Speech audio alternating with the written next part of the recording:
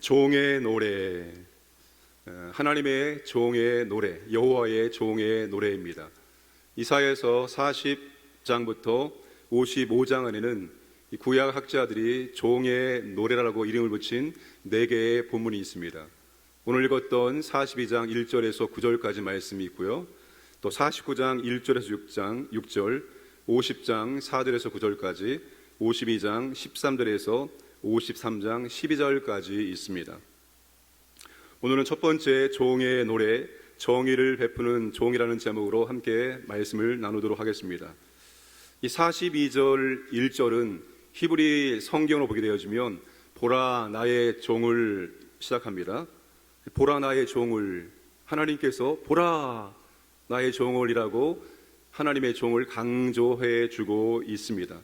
이 종이 누구인지는 4가지 의견이 있습니다. 첫 번째는 바벨론 포로에 있는 이스라엘 백성들이다. 왜냐하면 40장부터 66장까지는 이 바벨론 포로들에게 주는 희망과 소망의 메시지이기 때문입니다. 또 두 번째는 이사야 선지자 또는 다른 선지자일 것이다. 또 세 번째는 고레스 왕으로 보는 것입니다. 문맥적으로 40장부터 48장까지는 고레스에 대한 예언이 중심을 이루고 있기 때문입니다. 보라 나의 종을 부르기 전에 하나님께서는 고레스를 나의 종이라고 말씀을 하셨기 때문입니다.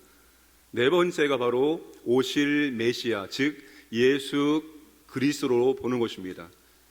우리는 이 종을, 나의 종을 단수로 오늘 메시아 예수 그리스도로 봅니다. 왜냐하면 앞으로 살펴볼 모든 내용들이 오직 예수님께만 정확하게 합당하기 때문입니다. 물론 사람에게도 어느 정도 그런 모습을 볼 수 있지만 이 내용에 온전히 합한 사람은 오직 예수님밖에 없기 때문입니다. 그런데 한 가지 주의할 점이 있습니다. 이것은 예수님께만 적용되는 것이고, 그럼 우리에게는 전혀 적용되지 않는 내용이냐? 그렇지 않습니다. 우리도 하나님의 아들이고 딸이면서 동시에 하나님의 종이고 그리스도의 종이기 때문입니다. 바울이 항상 편지를 쓸 때마다 그는 예수 그리스도의 종이라고, 둘로소라고 항상 자신을 강조했고, 그게 자신의 정체성임을 말했기 때문입니다. 오늘 우리도 마찬가지입니다. 하나님의 아들과 딸이지만 동시에 우리는 하나님의 종으로서의 삶을 살아가야 하기 때문입니다. 따라서 가장 합당한 것은, 이 종의 노래에 대한 모든 것은 예수님에 대한 예언이고, 궁극적으로 예수님께서 이 모든 내용을 그대로 다 성취할 것입니다. 또한 그리스도의 종인 우리가 우리의 삶에서 적용하고 성취해야 될 내용들입니다. 자, 먼저 하나님의 종을 소개합니다. 문맥적으로 42장은 41장에서 시작된 법정에서 하나님께서 변론하시는 문맥에서 당신이 하나님의 종, 자신의 종을 그렇게 소개를 하고 있습니다.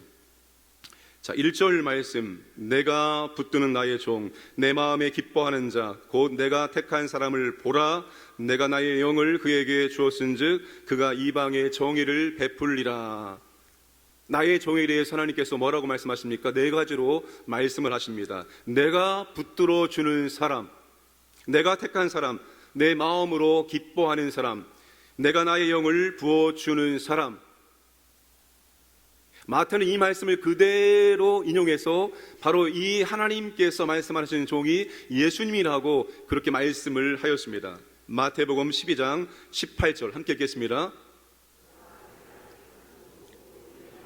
기뻐하는 자가 내가 사랑하는 자로다. 내가 내 영을 그에게 줄 터이니 그가 심판을 이방에 알게 하리라. 마태는 바로 이 이사야 42장 1절 말씀을 예수님께 적용했고 예수님께서 성취했다라고 말씀을 하고 있습니다. 여러분, 이 4가지를 보게 되어지면 하나님과 예수님의 관계가 얼마나 친밀한지를 보여주고 그 예수님에 대한 하나님의 마음이 어떠한지를 우리가 알 수가 있습니다. 그런데 이것은 단순히 예수님께만 적용되는 것이 아니라 오늘 저와 여러분 우리에게도 그대로 적용될 수가 있다는 것입니다. 우리는 하나님께서 붙들어 주는 사람이고 하나님께서 선택한 사람이고 하나님께서 기뻐하는 사람이고 또한 하나님의 영을 부어준 사람이라는 것입니다. 우리는 신앙이 흔들릴 때가 있습니다. 누구든지 신앙이 흔들릴 때가 있습니다. 그리고 우리의 사역에 대해서 심히 의심할 때가 있습니다. 하나님께서 정녕 나에게 이 사역을 맡겨 주셨는가? 이 자리가 정말로 정녕 하나님께서 원하시는 자리인가? 이렇게 의심할 때가 있습니다. 그리고 나의 능력에 대해서 우리는 낙심할 때가 얼마나 많이 있는지 모릅니다. 그런데 오늘 우리가 그럴 때마다 기억해야 될 것은 하나님이 나를 붙들어 주시고 하나님이 나를 선택해 주시고 하나님이 나를 기뻐하시고 또 하나님의 영이 내 안에 계시고 나를 주장하고 있다는 것을 항상 기억을 해야 합니다. 그게 우리로 하여금 낙심과 좌절과 여러 가지 어려움들을 이겨낼 수 있는 비결입니다. 우리 스스로의 힘과 능력으로 우리가 어떠한 것도 이겨낼 수가 없습니다. 하나님이 나를 붙들어 주신다. 하나님이 나를 선택하셨다. 하나님이 나를 기뻐하신다. 그리고 하나님의 영이 나와 함께 하시고 내게 은혜와 능력을 베풀어 주신다. 이것이 우리로 하여금 일어나게 만들고 우리로 하여금 하나님이 원하시는 자리에서 하나님이 원하시는 일들을 감당할 수 있도록 만들어주는 동력이 된다는 사실을 꼭 기억을 하시기를 바랍니다. 두 번째는 종의 모습, 종의 성품입니다. 우리 2절과 3절 말씀 함께 읽겠습니다. 그는 외치지 아니하며 목소리를 높이지 아니하며 그 소리를 거리에 들리게 하지 아니하며 상할 때를 꺾지 아니하며 꺼져가는 등불을 끄지 아니하고 진실로 정의를 시행할 것이며. 이 종의 모습은, 종의 성품은 세상의 정복자와 완전히 다른 모습입니다. 세상의 정복자는 어떠한 모습으로 오게 되어집니까? 알렉산더와 같은 정복자는 목소리를 높이거나 강압적인 방법을, 그들의 힘과 그들의 권세를 가지고 그렇게 사람들을 대한다는 것입니다. 요즘 우리가 뉴스를 통해서 우크라이나가 러시아에 침공을 당한 것을 보고 있습니다. 세상의 정복자가 어떠한지를, 세상의 정복자가 사람들을 어떻게 대하는지를 우리가 똑똑히 보고 있습니다. 그들의 무력으로, 그들의 힘으로 약한 나라를 짓밟았습니다. 무차별 폭격을 하고 여러분 거리에는 거두지 못한 시체들이 진리비하고 있다는 것입니다. 이게 세상의 정복자의 모습입니다. 세상의 정복자는 그들의 힘으로 어찌 사람이 사람을 죽일 수 있습니까? 이게 말이 됩니까? 그렇게 하면서도 아무런 느낌을 받지 않고 있는 게 세상의 정복자의 모습입니다. 그런데 하나님의 종은 외치지 않습니다. 목소리를 높이지 않습니다. 목소리가 거리에 들리지 않습니다. 큰 소리를 내거나 윽박지르지 않는다는 것입니다. 요란하게 떠들어대지 않는다는 것입니다. 예수님 입성하실 때 어린 나귀 새끼를 타고 가난한 모습으로 몇 명의 제자들과 함께 입성하셨습니다. 사람들이 나와 산호했을 뿐이지 예수님께서 그 환호를 유도한 것은 아무것도 없습니다. 예수님은 드러내지 않았습니다. 조용하게 주님을 입성하시려고 했었는데 큰 무리들이 메시아라는 기대감으로 그렇게 가지를 흔들었던 것입니다. 하나님의 종은 상한 갈대를 꺾지 않고 꺼져가는 등불을 끄지 않습니다. 세상은 상한 갈대를 꺾어버립니다. 이미 상해서 썩어지면서 악취내는 그 상한 갈대가 필요 없다라고 생각하고 상한 갈대를 꺾어냅니다. 세상은 꺼져가는 등불을 꺼버립니다. 왜요? 꺼져가면서 끓음과 냄새가 나기 때문에 꺼져가는 등불이라면 그것을 꺼버립니다. 그런데 하나님의 종은 아무 가치 없는 상한 갈대와 자신의 역할을 제대로 감당하지 못하는 꺼져가는 등불도 끄지 않는다는 것입니다. 그러니까 하나님의 종은 세상에서 연약하고 힘없는 사람을 끝까지 돌봐주고 그 죽어가는 사람을 끝까지 포기하지 않고 그 죽어가는 사람에게 소망을 계속해서 불어넣어 준다는 것입니다. 이게 하나님의 종 예수님의 모습이고 예수님의 거룩하신 성품입니다.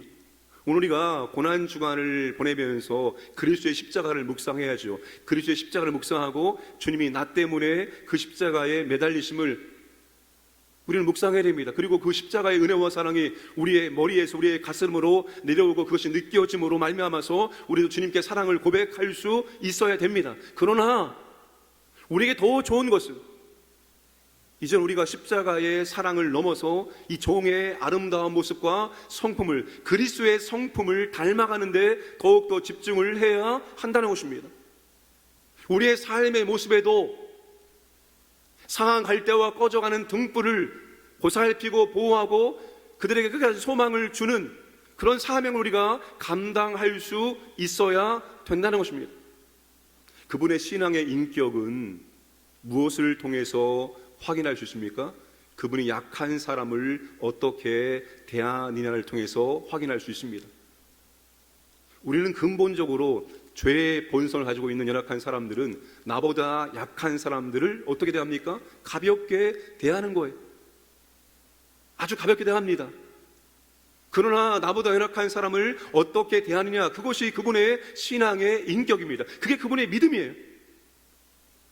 믿음이라는 것은 연약한 사람을 내가 어떻게 대하고 있느냐, 그 모습으로 드러나게 되어 있습니다. 우리 주님은 막강한 권세와 능력을 가지고 있음에도 불구하고 절대로 큰 소리 내지 않았고 윽박지르지 않았습니다. 드러내지 않았습니다. 과시하지 않았습니다. 그 상황 갈 때 꺼져가는 등불에게 관심과 사랑을 보였습니다. 하나님의 사랑은 낮은 곳으로 낮은 곳으로 낮은 곳으로 임하게 되어 있습니다. 하나님의 사랑을 체험하기를 원하십니까?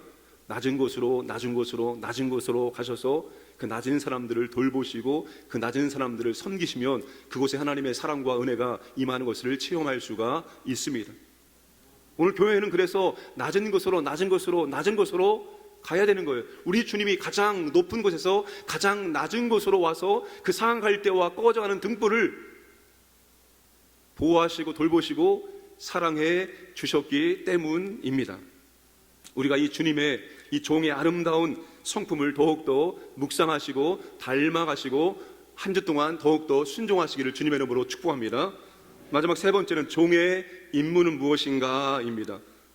1절에 보시면 그가 이방의 정의를 베풀리라.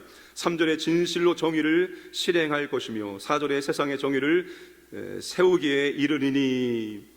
계속 반복되는 단어가 정의입니다. 히브리어로 미시파트, 정의. 정의의 뜻은 미시파트는 정의나 또는 공의로 번역을 합니다. 직접적인 뜻은 재판이라는 뜻입니다. 공정한 재판 또는 공정한 재판을 통하여 정의를 이루어내는 것을 의미합니다. 근데 이 공의와 정의는 개인적인 도덕적인 의의를 강조하기보다도 사회적인 측면을 강조하는 단어입니다. 정의로운 사회를 만드는 것, 이게 종의 중요한 임무라는 것입니다. 우리가 정치인들을 통해서 많이 듣는 단어가 공정한 사회입니다. 정의로운 사회입니다. 늘 공의로운 사회를 만들겠다라고 외치고 있지만 정녕 이 세상을 보면 과연 정의로운 세상이 되고 있는가 항상 의심을 품게 만들고 있습니다. 세상의 힘의 논리가 아니라 하나님의 통치의 방법에 따른 공의로운 사회, 그런 세상을 하나님께서 하나님의 종을 통해서 만들기를 원하신다는 것입니다. 그런데 그것이 힘의 논리가 지배하는 세상에서 만만치가 않다는 것입니다. 그렇게 쉽게 되어지지 않는다는 것입니다. 4절 말씀 보시면 그는 세하지 아니하며 낙담하지 아니하고 세상에 정의를 세우기에 이르리니 섬들이 그 기온을 앙망하리라.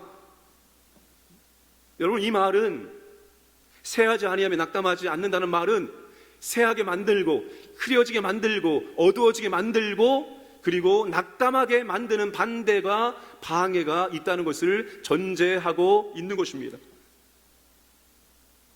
그래서 하나님의 정의를, 하나님의 공의를 세상에 이루어 나가는 것은 그렇게 쉬운 일이 아닙니다. 그러나 새하거나 어두워지거나 흐려지거나 그렇게 되지 아니하고 그리고 포기하지 않도록 낙담하지 않도록 하나님께서 역사하시고 하나님께서 도와주신다는 거예요. 그래서 나의 종에게 하나님께서 나의 영을 부어주신 거예요. 그 나의 영이 하나님의 공의를 이룰 수 있도록 끊임없이 도와주고 끊임없이 격려하고 끊임없이 위로하고 끊임없이 힘과 능력을 계속해서 공급해 주시겠다는 거예요. 그래서 끝내 하나님의 공의를 이룰 수 있도록 만들어 가시겠다는 것입니다. 하나님은 자신의 정의로운 통치를 땅끝까지 펼치기 위해서 먼저는 이스라엘을 부르셨습니다. 그 이스라엘이 하나님의 종이었어요. 그런데 그 이스라엘이 매번 실패했습니다. 그래서 하나님께서는 이제 나의 종인 독생자 예수 그리스도를 이 땅에 보내셔서 하나님의 공의를 그를 통해서 이루게 하셨습니다. 그리고 이제 그분은 하늘로 승천하셨고 그분을 통해서 이 땅에 세워진 새 언약의 공동체 교회가 그 주님께서 하셨던 그 일들을 해 나가기를 원하신다는 것입니다. 근데 이 세상의 공의를 이루는 것을 너무나 거창하게 생각하지 않기를 바랍니다. 저명한 구약학자인 브루스 와일키가 의인과 악인을 이렇게 정의를 합니다. 의인은 사회를 이롭게 하려고 불이익을 감수하지만 악인은 사회에 불이익을 끼쳐서라도 사리를 취한다. 이게 우리가 공의를 이루는 방법입니다. 우리가 의인으로서 우리가 살고 있는 곳에서 어떻게 하나님의 정의를 이룰 것인가? 의인은 사회를 이롭게 하려고 불이익을 감수할 수 있는 사람입니다. 우리가 그런 방식으로 우리 하나님의 정의를 이루어 나갈 수가 있다는 것입니다. 뉴욕의 리드머 장로교회 팀 켈러 목사님, 굉장히 유명하신 목사님이죠. 이분이 오늘을 사는 잠언에서 의인과 악인을 이렇게 정의합니다. 의인은 내 소유는 많은 부분 주변 사람들의 것이다. 다 하나님께로부터 왔고 그분이 내게 이웃 사랑을 원하시기 때문이다 라고 말합니다. 반면에 악인은 내 것이니 내 마음대로 하면 된다라고 생각한다는 겁니다. 우리가 이 땅 가운데 정의를 어떻게 합니까? 내가 가지고 있는 소유, 내 모든 것이 하나님으로부터 온 것이고 하나님은 이것을 이웃과 나누기를 원하신다는 겁니다. 나에게는 많이 있지만 다른 이웃에게는 부족한 것, 우리는 그것을 나누면서 하나님의 정의와 공의를 실천할 수가 있다는 것입니다. 오늘 저와 여러분들이 이 첫 번째 종의 노래, 정의를 베푸는 종, 이 예수 그리스도가 이 땅에 오셔서 보여줬던 하나님의 정의를 이루는 이것들을 이제 우리가 우리의 삶을 통해서 계속해서 이루어 나가시기를 주님의 이름으로 축복합니다. 특별히 여러분, 상한 갈대, 꺼져가는 등불, 세상에서는 그들에게 아무런 관심도 보이지 않습니다. 그들은 정말로 그냥 무가치한 존재입니다. 그런데 종은 바로 그 무가치한 존재, 아무것도 할 수 없습니다. 상한 갈대가 꺼져가는 등불이 뭘 하겠습니까? 그럼에도 불구하고 상한 갈대를 꺾지 않으시고 꺼져가는 등불을 끄지 않고 끝까지 돌보시고 사랑하시고 그들이 소망을 품을 수 있도록 격려하시고 이루어하신다는 사실입니다. 오늘 우리가 이 종의 성품을 닮아가기를 주님의 이름으로 축복합니다.